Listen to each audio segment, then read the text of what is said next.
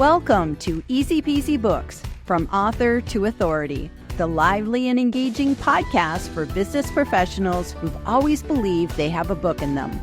I'm your host, Jillian Whitney.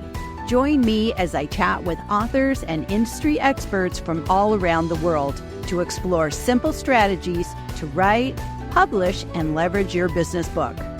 Whether you're an entrepreneur, executive, or an employee, this podcast is for you.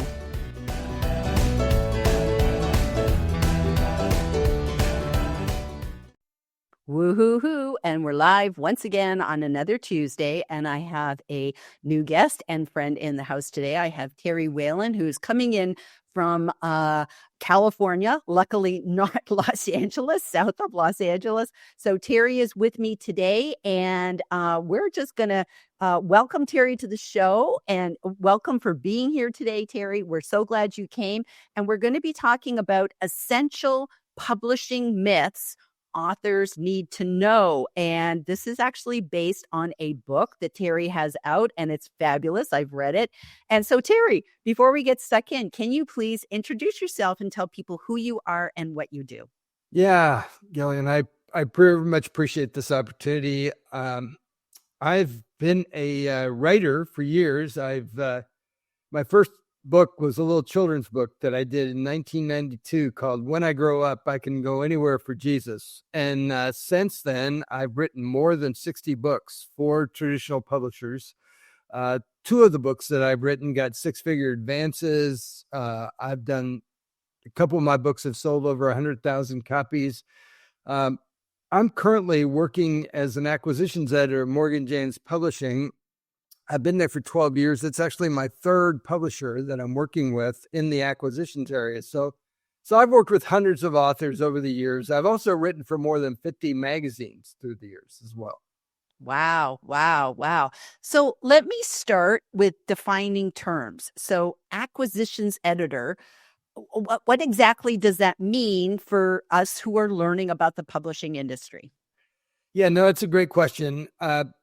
Basically, I'm a hunter or gatherer, I guess is what I tell people. I'm often the very first person that within the publishing house that will see the submission that you send to them.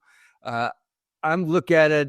I see if it's going to be a good fit for our publishing house, and then if so, I explore that more with the author and talk with them. I'm also the person that pitches that internally to try to get a book contract for the author. And then if I get that contract, I negotiate that contract with the author or the literary agent. So I'm very focused on the front end of the process. Love it. So you're basically the gatekeeper. You're the first person we have to get to in order to talk to somebody. And so can you just kind of I know what a literary agent is. Maybe you can even explain that for people, because that might be a term people don't know. And is that necessary? How necessary is a literary agent? Well, it depends on the publisher you want to reach, I guess. Literary agents are a very important part of the process.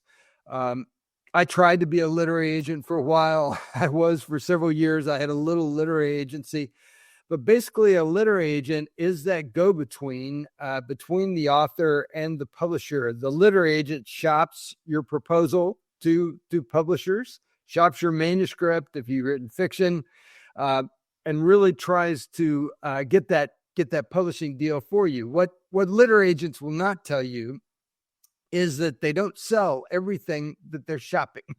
And you may have to figure out what you're going to do with that material that you wanted a literary agent to sell for you. But they're very important players in the business. I usually tell people that it's important to know as many people in this business as you can, because who you know is often as important or even more important than what you know at the end of the day.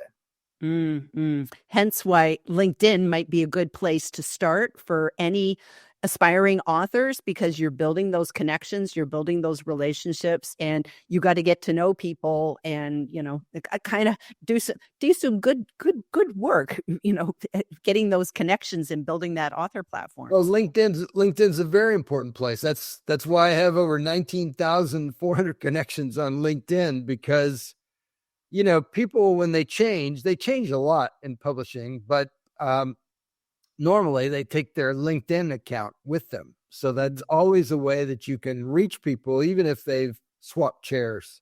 I love that. I love that. I love that. So you're a prolific author. You have all this experience in the publishing industry, which really gives you a unique perspective of, you can kind of see both sides of the desk, of the wall.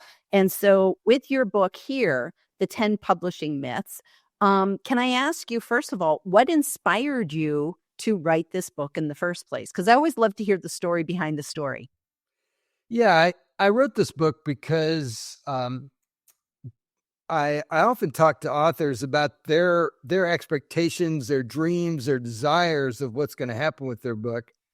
And what I find over and over is that those expectations are totally unrealistic as far as what they think is actually going to happen. From my experience in publishing, so much of the process is totally outside of anything that we can control as authors. And so part of the purpose of my book was to help people have more realistic expectations, but also to understand that there are some practical things that they can actually do outside of whatever their publisher's doing for them. Very good. Very good. I like that. So I think it was myth number 1 and myth number 3 kind of go together, that a book is not going to make you rich, money, and it's not going to necessarily make you famous. So if you kind of take out those 2 dreams, because I think we all want to be the next, I don't know, Brene Brown or something like that. Sure. That's what I want to be, whatever. It's like, if it's not realistic to be rich and famous, then if you turn the table on that, why bother, in your opinion, why bother writing a book at all then? Well, you write a book for a number of different reasons. It gives you authority. It gives you a platform. It gives you the ability to go out and speak about that book. Maybe you speak at your local chamber of commerce or the Rotary group or wherever, but it opens doors that you normally wouldn't have in your life if you have a book. So it's a very important process. I love that. And I agree with you 100%, because I think to me, it's like a business card on steroids. Like, it gives you so much authority and credibility. And it's like, it just gives an extra check to everything you do. People, I think we value books, or especially if we're readers, because we grew up, it's like, I grew up in an era where it's like books were amazing. Like, the fact that you have books, you don't just throw those away. You may throw away a business card, but you don't throw away a book. So I think books just show so much dedication. They show your thought leadership, just so many great things. But I agree with you. The money is not going to make you an instantly famous, and you're not going to, don't quit your day job either. So to speak. So let me ask you, you talk about traditional publishers. One of the myths is, traditional publishers are going to take care of your marketing for you. And marketing is huge, a part of what I do. I've been doing marketing for years. And I think that is probably the biggest myth, after the money and the fame, that I'll just get a book contract, and then I can just now go to Hawaii and drink pina coladas all day while they're pushing my book and getting me, all sorts of different things, and wait for my movie contract. So from a traditional publisher's standpoint, can you tell me about what is involved with the marketing for a book? Well, it's different for every publisher, and they often will not put any of that information into their contract because they don't want anybody to hold their feet to the fire on those kinds of things. I've been promised all kinds of things from publishers that that they do not deliver on. So that's another part of the reason, really, that I wrote this book. I had my own wake up moment in this area. In 2007, I was a literary agent. I was running a little literary agency in Scottsdale, Arizona.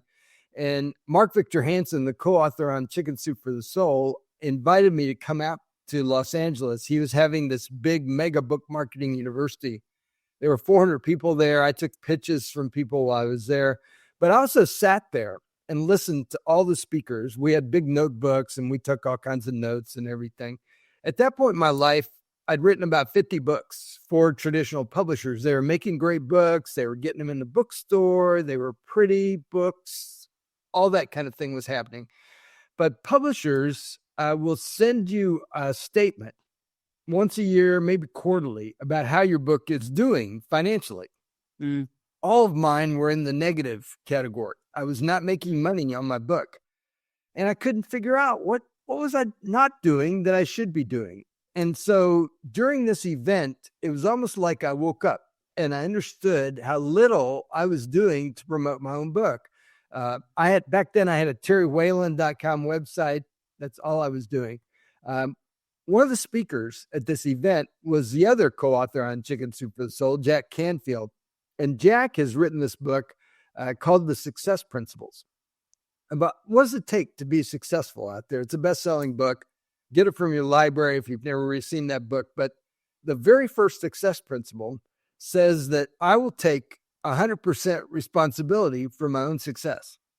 Now, none of us want to take 100% responsibility. We want somebody else to do it. We want our publisher to do it, our publicist, our editor, somebody, please, other than us. But I decided during this event that I was going to take 100% responsibility for my own success. So I started blogging. My blog has over 1,700 entries in it now. They say there's over 600 million blogs. And about a year ago, I found an article that said that I was one of the top 27 content producers out there, along with Seth Godin and Ryan Holiday and people like that. And it's because of the huge volume of stuff that I have. And I'm like clockwork. I blog every week, and my blog goes out to a bunch of people, and people read it. When social media came along, I started doing that. I'm doing podcasts now. I've done radio things. I've done all kinds of things to take my own responsibility. And, even people forget, even those co-authors on Chicken Soup for the Soul, Jack and Mark, they were rejected over 160 times before they got their book published. They finally found a little publisher in Florida that was going to publish their book. And they told their publisher they were going to sell 1 million copies in the first year. Their publisher laughed at them because at that point in their life, they never sold 1 million copies of anything. These guys got up every day and they decided they were going to follow what they called the rule of 5. They got up every day and they did 5 things to tell people about their book. They did a guest blog post. They did a podcast, a radio show, a book signing, a newspaper article, something to tell people about their book. It took them 1.5 years to sell their first 1 million books. And now that series of books is one of the most prolific in the English language. But it certainly didn't start that way. And that's what people forget. They want that instant success, and it just doesn't happen instantly. I love that.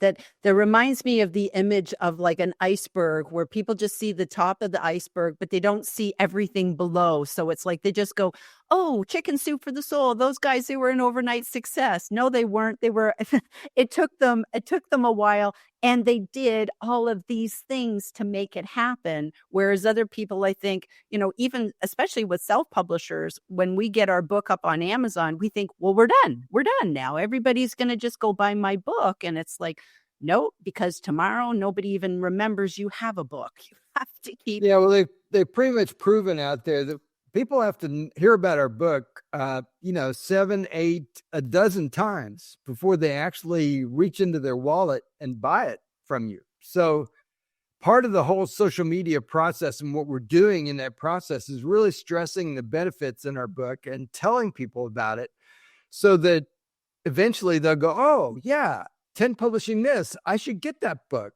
That would really help me to do that. So I think that's part of the process. I mean, Robert Cialdini, the American psychologist, wrote the book Influence. Mm. He has said that 98% of the people that buy a product online have read a review before they buy that product. Well, I go by authors' websites all the time, and maybe they have one or two reviews. They just don't work at those reviews because they really don't understand how important they are and how people are making buying decisions every day because they're reading a review online and they're saying, oh, I guess I should buy that book.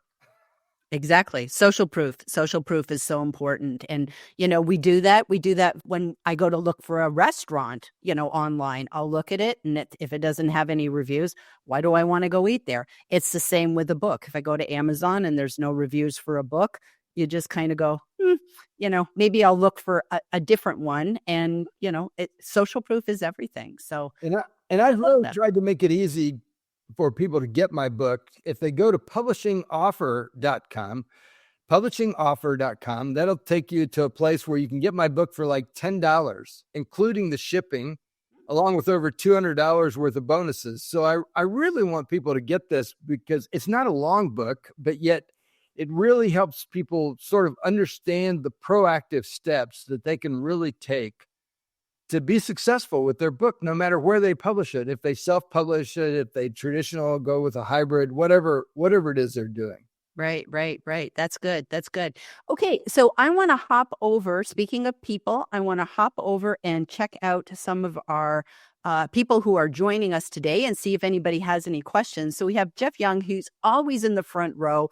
He's here to watch some of the Mythbusters. So thank you for joining us today, Jeff. We have, and he's on both sides, and I love it. He always checks my YouTube and LinkedIn for me, making sure I'm on both platforms. David Cause is here today. Good afternoon. He's coming in from Texas, like me. Pamela says hello, and we have John Asperian over in the UK joining you via the YouTube live chat. Hello, both. Haven't come across Terry before, so it's great. I love these lives because they open up and my audience gets to meet new people and my guests get to meet my audience. So it's really great when we can have that. And John is a published author and he has written a book over in England. David says, hello, Terry. Welcome. 60 books. Wow. So you've really nailed it with that one. It's like people are like, wow, that's amazing. Who networking, important any walk of life. It's so true. And maybe I can ask you, Terry, when you're talking as a traditional, like when you got your acquisitions editor hat back on, and you're looking at a possible author to bring in and they're pitching their book, them or their literary agent, do you go and look at their ability to actually sell that book? Like, do you look at their author platform? Do they have to have a proposal of here's what I will do to promote my book? Or do you just look at the book itself?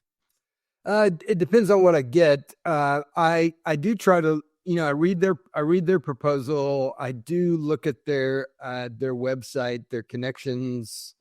All those kinds of things are an important part of the overall process. And people need to know, when you read these books, manuscripts or proposal or whatever it is, don't bury your good stuff, over in chapter 5 because that editor may never get there. I read the first page, and if it's a good page, I read the next page, or a good sentence, I read the next sentence. I mean, start off with a bang and, keep going is what I always encourage people to do. I like that. That's a great answer. Book offers tremendous professional credibility. So we have a lot of people who agree that a book really does set you apart in your business. It's very nice. He's already saying you're already an authority in my opinion. So that's kind of sweet, Jeff. And they appreciate that and loves Jack Canfield. So yeah, it's like those Chicken Soup for the Soul books. Those are amazing. And I think they've been translated into so many different languages as well. So it's like they kind of got like I used to read those books when they first came out, and I actually went and did a training with Jack Canfield and got to know him. And I found with those books that it was just such an easy formula because each one was really just a collection of different stories. So it's kind of like they hit on a formula and said, okay, let's, for the dog lover, for the chocolate lover, it was a formula, but it was really, really good. So I love that.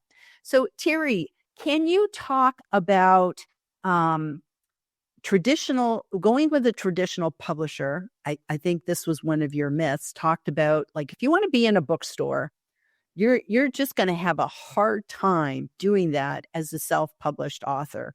And I'm raising my hand. I recently did a live talking about the difficulties of being in bookstores and handling the returns and, handling, just everything that goes with the bookstores. But the biggest thing, the stumbling block I see as an independent author, independently published author, is that I don't have a team of salespeople and distributors to get me in the bookstore anyways. So can you talk about how traditional publishers get their books in the bookstore that we probably can't do on our end as self-published?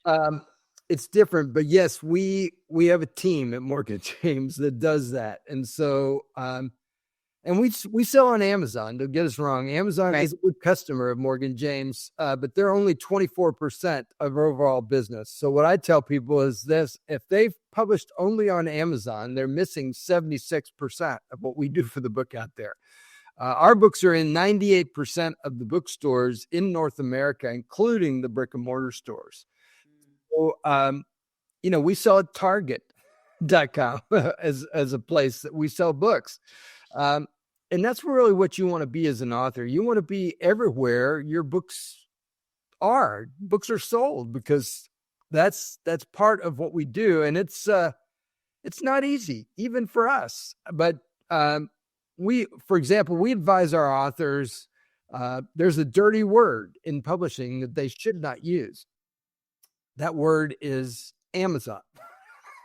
Because you can imagine retailers, right or wrong, believe that Amazon has destroyed their business. So they don't want to do anything to promote Amazon. So don't talk about having an Amazon bestseller, because nobody cares about that. Just say you're a best-selling author. Don't talk about how you have 50 Amazon reviews. Just say you have 50 reviews. Just leave that word out in that process. Wow. That's a golden tip. That's a golden tip with that. Oh, I like that. Yeah, because I think you don't realize that. I know recently I was listening to a podcast, and it was an independent bookstore, and they were talking about authors that they were like giving them a chance to, do consignment and bring their books in. And they said, okay, we're going to give these self-publishing authors a break. They brought them in. And then they went to the websites of these people, and they were still directing people to go buy on Amazon. And they said they should be directing them to this bookstore. Like, we're trying to help, but it's like, like you said, don't make everything about Amazon, because every other place is competing with Amazon. So you're really hurt, unless you're just on Amazon, then you're totally okay. Yeah, we advise our authors to share the love, is what we call that. So we want them to, sure, include Amazon, but I want people to go to their local independent bookstore. I want them to go to Barnes and Nobles, Books A Million, any of those kind of places to be able to get my book. And you really want your book out there everywhere, because you never know where somebody's going to buy it at the end of the day. Exactly. So what about, like, here's one sort of bookstore that I've always kind of wondered about, and that's the airport bookstore.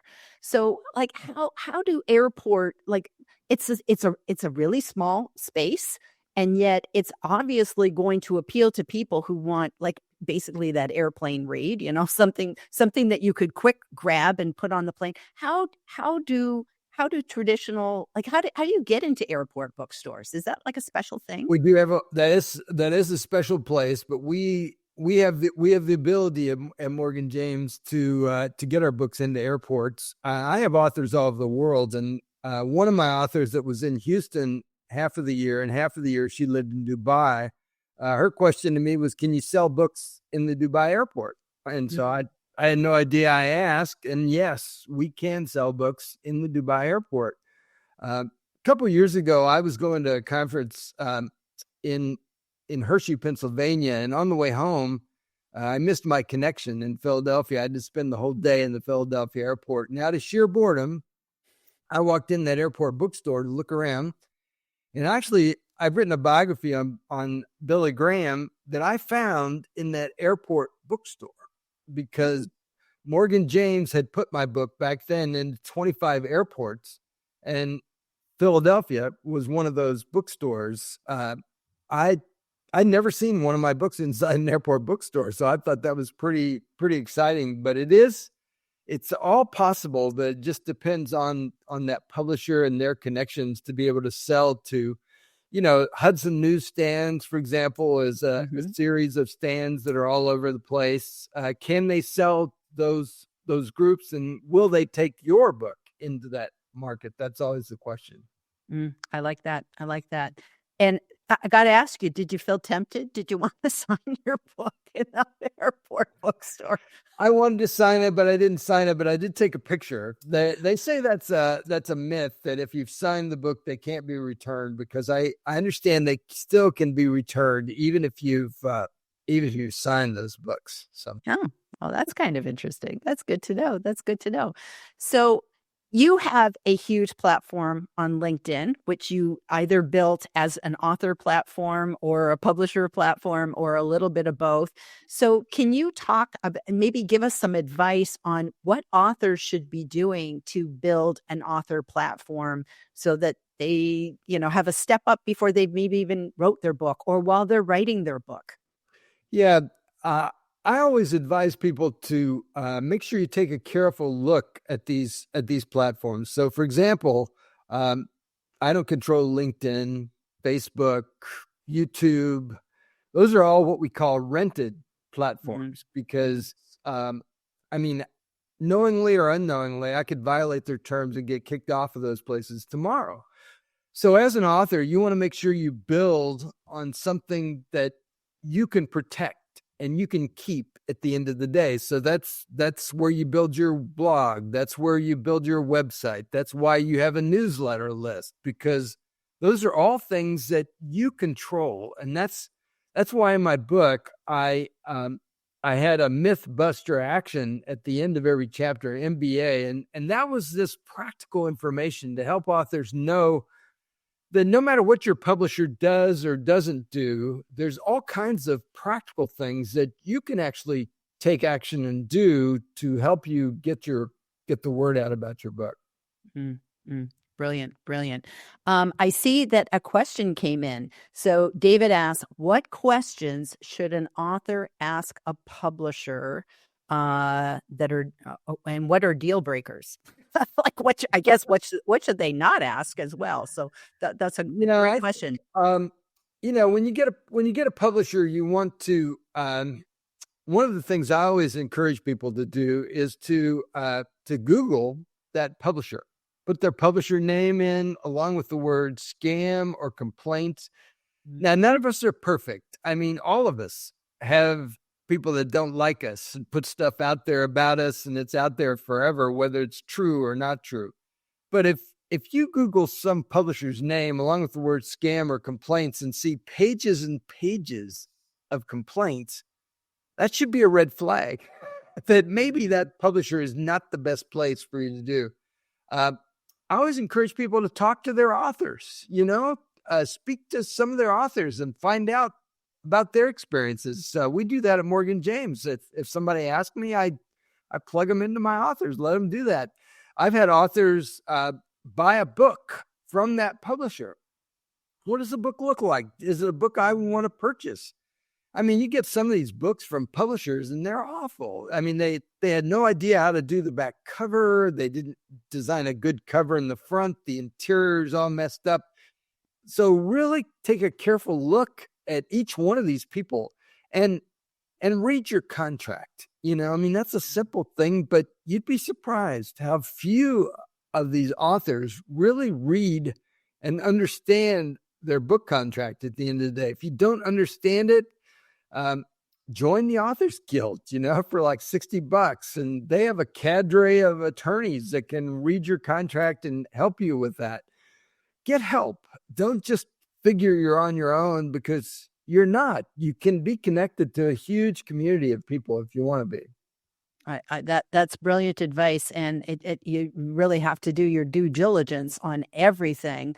And especially, I love that idea of like checking out the guild to find lawyers, because you might have a lawyer that you use, like, oh, this is the guy that we like use, our family lawyer, but he might not know the specialty of book contracts. And, once you sign, you're stuck. Well, it's really true, man. I mean, most of these lawyers had maybe an hour or two of their whole law school, was on literary law. So you want somebody that's really specialized in this category. Yeah, absolutely. So we're getting down to the end of our, he says, thank you, Terry. Appreciate the answers. So that was nice. Thank you, David. That was nice. So we're getting down to our 30 minutes is done. Is there any final takeaway you'd like to leave us with today, Terry, that you just general advice you'd like to give anybody? Yeah, I've been in some of the top literary agencies and publishers in New York City. And when I visit those people, and, as authors, we get a lot of rejection. We get a lot of people that say no to us, and, their client lists are full. They're not taking on anybody else. But what I'd tell you is that each of these people, when I talk to them, are looking for the next bestseller. They're always asking me, where's the next bestseller, Terry? Because they're looking for that diamond in the rough. So they may not be telling you that they're reading their emails and their pitches and their physical mail, but they are, because even though it doesn't seem like it seems like they're ghosting you, they're not really. So be aware that those pitches and those things that you're making are very important, and that'll be profoundly important to you in your own life. And I really do want people to go to publishingoffer.com and take a look at my book and get it. Awesome. And it's also available on Amazon too, for anybody that wants to go the Amazon route, even though we said we weren't going to say the Amazon word anymore. So there we go. I also have an 11th myth in there that Alice Kreider, when she, as an acquisitions editor at Cook, when she sent her endorsement back to me, told me I was missing the 11th myth. I'm like, okay, Alice, what's the 11th myth? She says the 11th myth should be that if I send my book to Oprah, she'll book me on her show. And I'm like, well, yeah, that's a pretty good myth. And so what I decided to do is I wrote that chapter. We designed it to look exactly like the rest of the book. And people can get that for free from me if they go to terrylinks.com/11th myth, 11 myth. And that will take them where they can get that totally for free from me. I love that. Because I dream of being on Oprah. So I'll have to go check that out. I'm sure she's waiting for me. Jillian, come anytime. So I love it. Well, thank you very much for being here today, Terry. Thank you for everybody who's joined us during the live, who's listening during the podcast, who's finding us on YouTube, wherever you are. We appreciate you being here today and listening to us. And we will see you all again next week. Okay. Bye, everybody.